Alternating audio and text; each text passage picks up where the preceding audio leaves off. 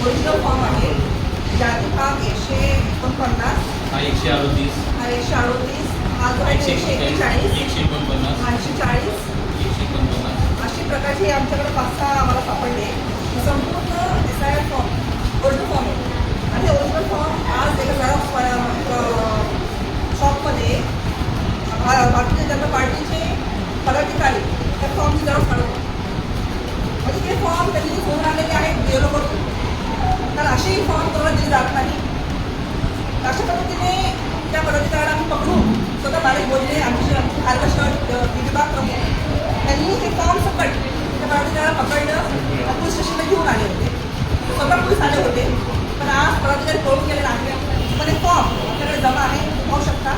Original form असा आहे. हजारो फॉर्म आहेत असे. म्हणजे प्रभाग क्रमांक 5, 6, 4 सगळे फॉर्म खारघर शहरात आहेत.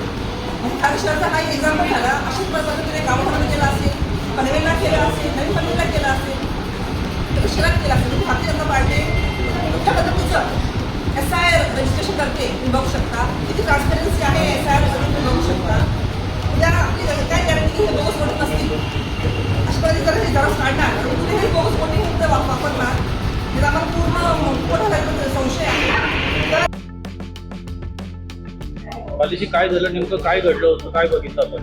मी सेक्टर 19 खारघर या ठिकाणी झेरॉक्सच्या एका दुकानात माझ्या पर्सनल कामाचे झेरॉक्स काढण्यासाठी गेलो असता मला त्या ठिकाणी हजारोच्या संख्येने SIRचे ओरिजिनल फॉर्म झेरॉक्स करत असल्याचे माझ्या लक्षात आलं.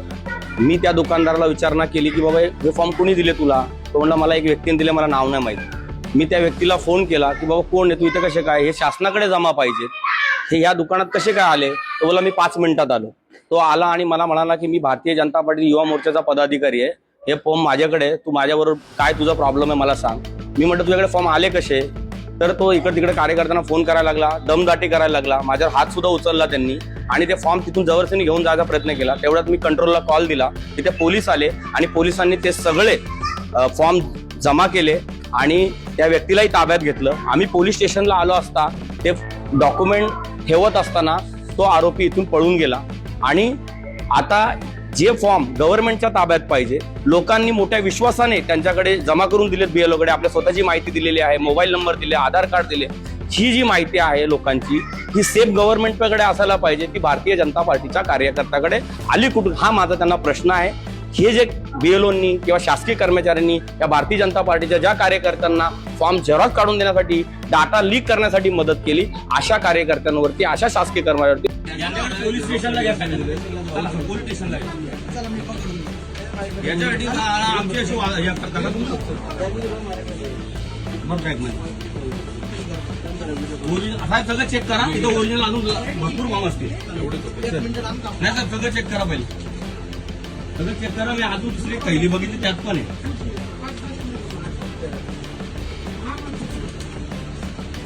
हे डाटा असा शेअर करतात लोकांचा आणि त्याच्यावर हे निवडणुका लढवतात. यांच्याकडे आले कुठून? मी आता प्रांतांना पण बोलवतो, अजून बघा इथं चेक करा. हे घ्या दोघं, हे पण होते, हे पण होते, हे आलं.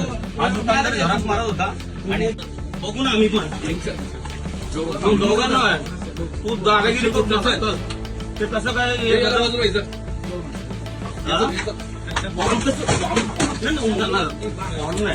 ऑनलाईन होऊन जाणार.